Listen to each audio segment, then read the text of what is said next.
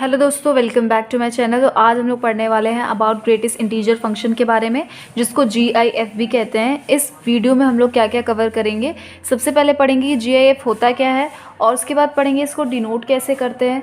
उसके बाद हम लोग पढ़ेंगे एग्जाम्पल से कि कैसे GIF को निकालते हैं, और एट द लास्ट हम लोग ग्राफ के बारे में पढ़ेंगे ग्रेटेस्ट इंटीजर फंक्शन के। ओके, अब इसकी डेफिनेशन को समझने से पहले हम लोग पढ़ेंगे कि इसको डिनोट कैसे करते हैं, एंड देन एग्जाम्पल से हम लोग इसकी डेफिनेशन को समझेंगे। ओके, तो जो ये ग्रेटेस्ट इंटीजर फंक्शन है, इसको डिनोट करते हैं इस सिंबल x से, यानी ब्रैकेट होगा, अंदर x होगा, और वो x क्या होगा, कोई रियल नंबर होगा। ओके, और उस जैसे कि अगर ये कोई ग्रेटेस्ट इंटीजर फंक्शन है तो हमें इसका क्या निकालना होगा, इंटीग्रल पार्ट ऑफ x निकालना होगा। ठीक है, जब मैं एग्जांपल कराऊंगी तो मैं बताऊंगी कि इसमें इंटीग्रल पार्ट ऑफ x क्या है। ओके, अब एग्जांपल करते हैं और उसके थ्रू हम लोग GIF समझते हैं।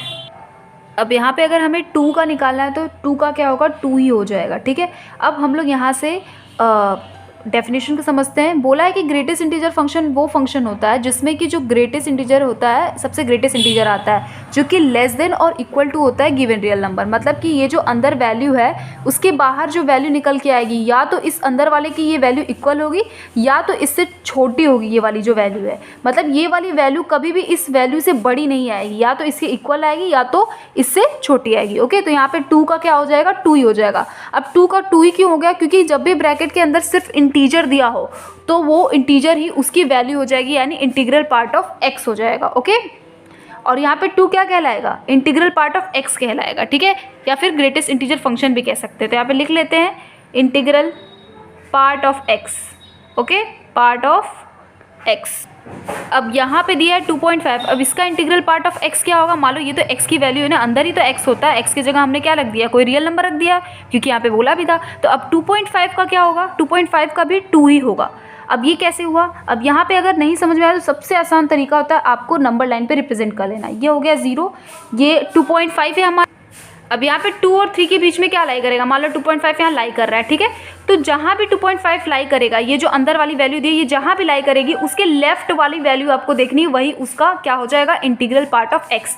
तो यहाँ पे 2.5 का लेफ्ट वैल्यू क्या है, 2 है, तो 2 ही क्या हो गया आपका, इंटीग्रल पार्ट ऑफ x हो गया। ओके, अब यहाँ पे 15 का हमसे पूछा है इंटीग्रल पार्ट ऑफ x क्या होगा, यानी 15 का इंटीग्रल पार्ट ऑफ x 15 ही हो जाएगा, क्योंकि अभी मैंने आपको बताया कि अंदर अगर कोई इंटीजर दिया होगा तो उसकी वैल्यू जो इंटीग्रल पार्ट ऑफ x जो आएगा वो खुद ही हो जाएगा। ठीक है, तो 15 का 15 ही हो जाएगा, क्योंकि वो एक इंटीजर है। अब यहाँ पे -3 है, तो -3 भी एक इंटीजर है, तो -3 का -3 हो जाएगा। लेकिन अगर डेसिमल्स में होगा तो उसका आपको क्या करना है, एक नंबर लाइन पे रिप्रेजेंट करके उसको देखना है कि क्या उसके लेफ्ट में आएगा, और उसको आपको ले लेना है। जैसे ये -7.99 है, तो ये मान लो 0 है, और इसके पीछे कहीं मान लो ये लाई कर रहा है 7.9। अब -7.99 किसके बीच में लाई करेगा आपको पता है, -8 इधर होगा और यहाँ पे -7 होगा। इसके कहीं बीच में -7.99 लाई करेगा। ठीक है, इसके कहीं बीच में ही लाई करेगा।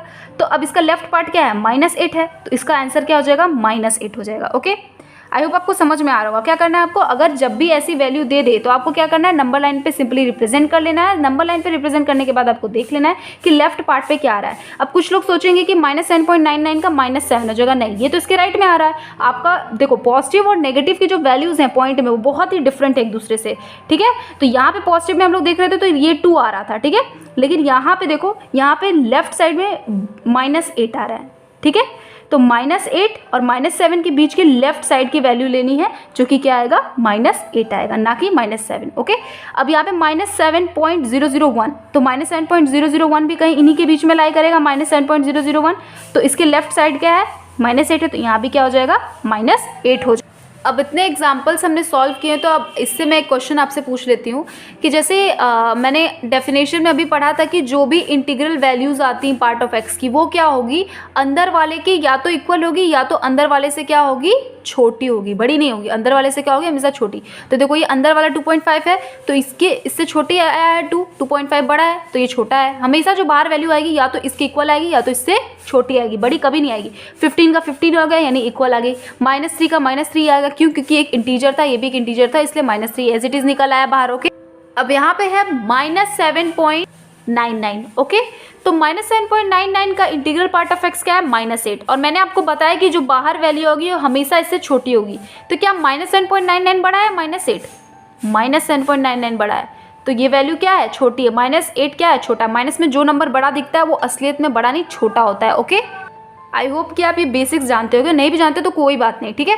अब जैसे -7.001 है तो -7, अगर मान लो कि ये पॉइंट हटा करके एक बार सोचो कि -7 बड़ा है कि -8, ऑब्वियस सी बात है -7 बड़ा है। कौन बड़ा है, -7, क्योंकि माइनस के साइन में हमेशा क्या होता है, जो भी वैल्यू दी होती है, जो छोटी वैल्यू होती है वही बड़ी होती है माइनस में। ओके, तो मतलब डेफिनेशन के अकॉर्डिंग हम सही हैं कि जो भी बाहर वैल्यू आएगी वो अंदर वाले से या तो छोटी होगी या तो उसके इक्वल होगी, यानी यहाँ पे -8 क्या है, -7.001 से छोटा है। ओके, तो अब हम लोग बात करते हैं ग्राफ की। आई होप आपको ये समझ में आएगा। अगर इंटीजर होगा तो इंटीजर ही निकल आएगा, अगर डेसिमल में दिया है माइनस या प्लस में तो आपको सिंपली क्या कर लेना है, इस तरीके से नंबर लाइन पे रिप्रेजेंट कर लेना। जो लेफ्ट पार्ट आएगा वही क्या आएगा आपका, इंटीग्रल पार्ट ऑफ एक्स होगा। ये सारे क्या है, इंटीग्रल पार्ट ऑफ एक्स है। तो अब ग्राफ की तरफ चलते हैं। ये है हमारा graph of greatest integer function का, और इस इंटीजर फंक्शन को हम लोग स्टेप फंक्शन भी कहते हैं क्योंकि जो इसका ग्राफ है वो स्टेप्स के फॉर्म में बना हुआ है, ठीक है। और यहाँ पे फिल्ड सर्कल का मतलब होता है इंक्लूडेड, मतलब वो वैल्यू इंक्लूडेड है, और अनफिल्ड सर्कल का मतलब होता है वैल्यू क्या है हमारी, एक्सक्लूडेड है। जैसे कि हमारे पास कोई इंटरवल दिया है 0 और 1, तो अगर ये जो ब्रैकेट लगा है, ये ब्रैकेट जो बड़ा वाला ब्रैकेट है, ये इंक्लूडेड को डिनोट करता है, मतलब इसको, ठीक है। और ये जो ओपन ब्रैकेट है, ये वाला स्मॉल ब्रैकेट जो है वो एक्सक्लूडेड को डिनोट करता है, मतलब 0 और 1 में इंक्लूडेड कौन है, 0, तो यहाँ पे 0 हो जाएगा। 1 और 2 में इंक्लूडेड कौन है, 1, तो यहाँ पे 1 हो जाएगा। 2 और 3 में इंक्लूडेड कौन है, 2 है, तो यहाँ पे 2 हो जाएगा, क्योंकि यहाँ पे इंक्लूडेड वाला ब्रैकेट ये है और ये है एक्सक्लूडेड का ब्रैकेट, ठीक है। तो ये हो गई इंटरवल्स की, कि कैसे इंटरवल से हम लोग ग्रेटेस्ट इंटीजर फंक्शन निकालेंगे। तो 0 और 1 के बीच का ग्रेटेस्ट इंटीजर फंक्शन क्या होगा, 0 ही होगा, ठीक है। तो ये सारे क्या है, ग्रेटेस्ट इंटीजर फंक्शंस हैं, और ये हमारा क्या दिया था, इंटरवल, ठीक है। तो आई होप आपको ओवरऑल आपको समझ में आया होगा कि ग्रेटेस्ट इंटीजर फंक्शन क्या होते हैं, उनके ग्राफ क्या होते हैं। And thank you.